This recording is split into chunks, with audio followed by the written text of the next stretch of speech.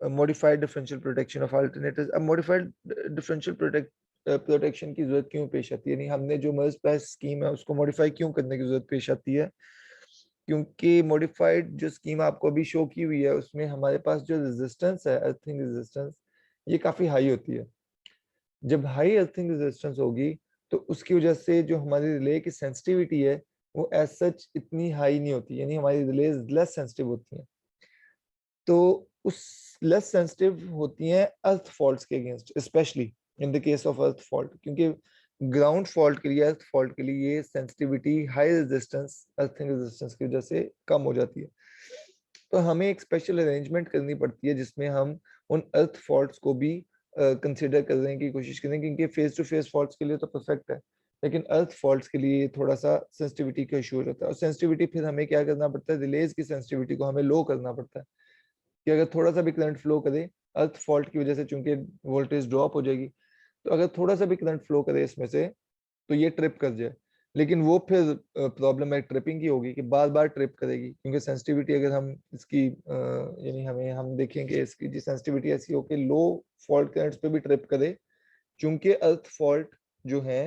वो high earthing resistance की वजह से तकरीबन नाकाबिले शिनाख्त होते हैं, पकड़े नहीं जाते। तो उस केस में हमने सेंसिटिविटी इसकी हमें क्या करनी, इंक्रीज करनी पड़ती है, या हम उसको थोड़ा डिक्रीज कर देते हैं उसका जो टाइम है, या करंट सेटिंग्स की वैल्यू से कि थोड़े करंट पे ये ऑपरेट करे, तो उसमें फिर ट्रिपिंग का इशू आता है।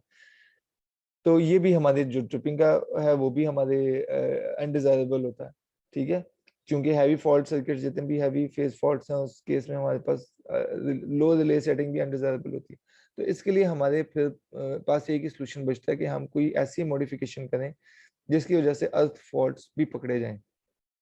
और हमारी रिलेज को भी हम कोई चेंज ना करें एज सच इस फॉर्म में कि वो लेस सेंसिटिव हो जाएं, ताकि हमारी बार बार ट्रिपिंग हो रही हो या फिर हमारे जो हैवी फेज फॉल्ट्स हैं उनके केस में हमारे प्रॉब्लम हमें फेस ना करनी पड़े। तो ये हमारे पास रिलेज इस तरह हम लगाते हैं कि अल्टरनेटर्स हैं, तो उसी तरह सिटीज लगे हुए, लेकिन सिर्फ एक काम क्या हुआ कि हमने अर्थिंग रिले एक अटैच कर दी इन तीनों को कॉमन करके। पहले ये सिंपल कॉमन होके न्यूट्रल के थ्रू आउट जा रहे थे, लेकिन अब ये इनका न्यूट्रल कॉमन होके तीनों रिलेज का वो कनेक्टेड है अर्थिंग रिले के साथ, जो कनेक्टेड है न्यूट्रल के साथ, सिटीज के न्यूट्रल के साथ। अब होता क्या है कि अगर कोई फॉल्ट आ रहा है, फर्ज करें कि फॉल्ट आ गया कहीं पे अर्थ फॉल्ट, अब इसके अर्थ फॉल्ट आने के चक्कर में अल्टरनेटर के जो करंट फ्लो करेगा, यानी ये आर आर में से है, तो करंट फ्लो करेगा इसमें से, और इसके साथ ये रिलेट है इसमें से और अर्थ में से, और फिर इस तरह करंट फ्लो करेगा। तो इसमें से जब करंट फ्लो करेगा तो जाहिर बात है ये आपका जो जो करंट सर्किट है आपका कंप्लीट हो जाएगा। तो करंट सर्किट कंप्लीट होने की वजह से जो आपकी पीसी और ई आर आपको शो हुई हुई है, ये यानी ऑपरेट कर जाएंगी, ये ऑपरेट करेंगी, अर्थ रिले यानी ऑपरेट करेगी इस केस में अगर कोई अर्थ फॉल्ट डेवलप होगा। इसी तरह कहीं और अर्थ फॉल्ट डेवलप होता है इसमें वाई में, तो थ्रू बी आर वो अर्थ रिले से पास करेगी।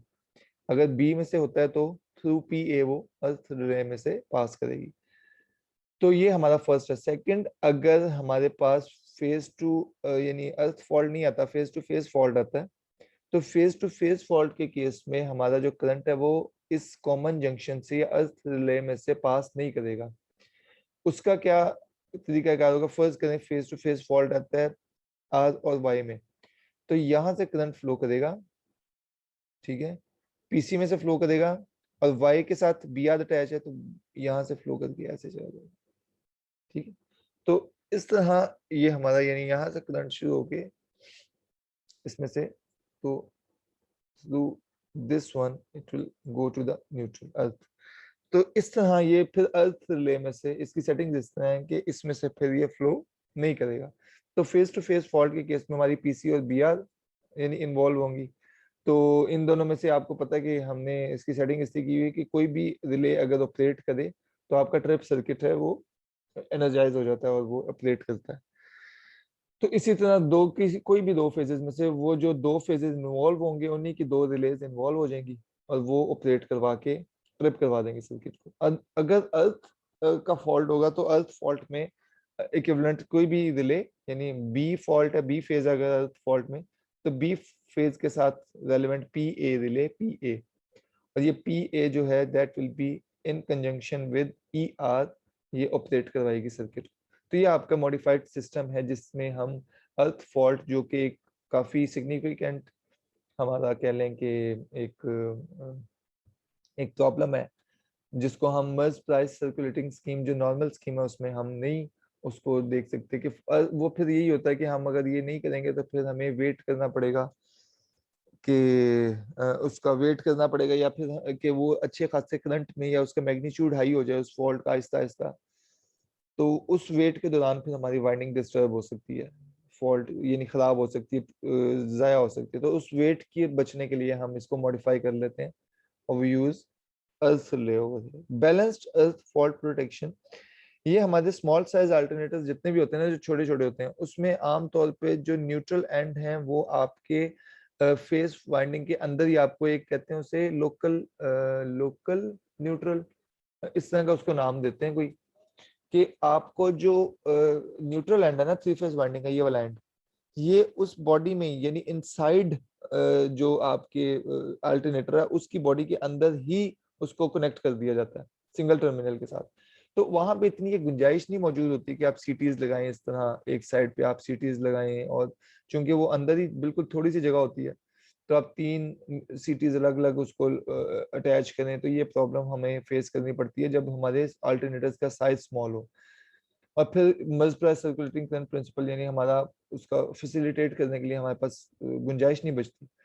तो हम बजाय फिर ये तीन तीन सीटीज यूज करने के हम एक सीटी एक तरफ यूज करते हैं, हम अकोमोडेट करने के लिए, जाहिर बात है हमने उसको प्रोटेक्शन तो देनी है। तो फिर हम कहते हैं कि यार इसको हम ना अर्थ फॉल्ट के अगेंस्ट ही सिंपल प्रोटेक्ट कर लो, और कुछ नहीं तो चलो अर्थ फॉल्ट के जो सबसे ज्यादा जिनका प्रॉब्लम होता है, तो हम फिर क्या सोचते हैं, it is not possible under these circumstances, हम कहते हैं सफिशिएंट है कि अगर हम अर्थ फॉल्ट्स के अगेंस्ट ही सिर्फ हम उसको कर दें, प्रोटेक्ट कर लें। तो फेस टू फेस फॉल्ट के अगेंस्ट इसका मतलब है कोई हमें प्रोटेक्शन नहीं दे रहे जब तक वो अर्थ फॉल्ट में डेवलप नहीं हो जाए। फेस टू फेस जो फॉल्ट है वो आमतौर पे अर्थ फॉल्ट में डेवलप हो जाते हैं, ठीक है, यानी face to face fault initially होते हैं लेकिन इवेंचुअली वो अर्थ फॉल्ट में चेंज हो जाते हैं अपनी shape, they changes from face to earth fault. तो हमारे पास यानी हम इस केस में जो बैलेंस्ड अर्थ प्रोटेक्शन स्कीम है इसमें ये तब यूज करते हैं जब अल्टरनेटर का साइज स्मॉल हो और लोकल आपने उसको लोकली न्यूट्रल किया हो, लोकली न्यूट्रल प्रोवाइड किया हो उसी के अंदर या अल्टरनेटर के अंदर। तो उस केस में हमारे पास फिर ये तीन सिटीज हम अलग अलग उसको अकोमोडेट नहीं कर सकते साइज की वजह से, तो हम फिर जस्ट अर्थ फॉल्ट के अगेंस्ट हम उसको अर्थ फॉल्ट्स के अगेंस्ट हम प्रोटेक्ट करते हैं और फेस टू फेस फॉल्ट्स के अगेंस्ट प्रोटेक्ट नहीं करते। अब फेस टू फेस फॉल्ट्स के अगेंस्ट प्रोटेक्ट ना करने का मतलब सिंपली यही है कि फेस टू फेस प्रोटेक्ट ना करने का सिंपली मतलब ये है कि हम वेट करेंगे, अगर फेस टू फेस फॉल्ट्स आएंगे तो हम वेट करेंगे कि ये जब अर्थ फॉल्ट में कन्वर्ट होंगे तो देन वी विल यानी तब आपका ये मैकेनिज्म ऑपरेट करेगा। तो सिंपल फिनोमिना सीटीज जो हैं दे आर नॉट लुकिंग, हम यहीं से पता चल रहा है कि फेस टू फेस फॉल्ट के लिए नहीं, अगर कोई फेस टू फेस फॉल्ट आता भी है तो आपका जो फेजर सम है it will be equal to, यानी जो न्यूट्रल के थ्रू ये पास कर रहा है that will be zero and phasor sum will be equal to your neutral. यानी अगर फेस टू फेस फॉल्ट आता भी है तो चूंकि आपकी सीटीज अलग अलग उसको नहीं देखनी, सीटीज आपके नहीं देखती, आपकी सीटी अब क्या कर रही है कि कॉमनली ओवरऑल करंट को मॉनिटर कर रही है। तो ओवरऑल करंट को मॉनिटर करने में प्रॉब्लम ये है कि कोई फेस टू फेस फॉल्ट आता है तो फेजर सम इस साइड का तीनों का अलजेब्रिक सम और यहाँ पे जो न्यूट्रल है इसका that will be equal, equal होगा तो कोई करंट फ्लो नहीं करेगा। जब कोई फॉल्ट आता है, फॉल्ट आने पे जो इम्बैलेंस होगा, अब एक जगह फॉल्ट आता है तो जाहिर बात है अब तो अलजेब्रिक सम सेम नहीं होगा, अगर कोई एक फॉल्ट आता है किसी एक फेज पे, फेज टू फेज आता है फिर सेम रहेगा, अगर एक जगह फॉल्ट आता है तो सेम नहीं रहेगा क्योंकि वो डिस्टर्ब हो जाएगी लाइन बाकी दो फेजेस पे। जैसे आपकी डी उड़ती है किसी भी ट्रांसफार्मर में तो आपकी वोल्टेजेस सेम नहीं रहते।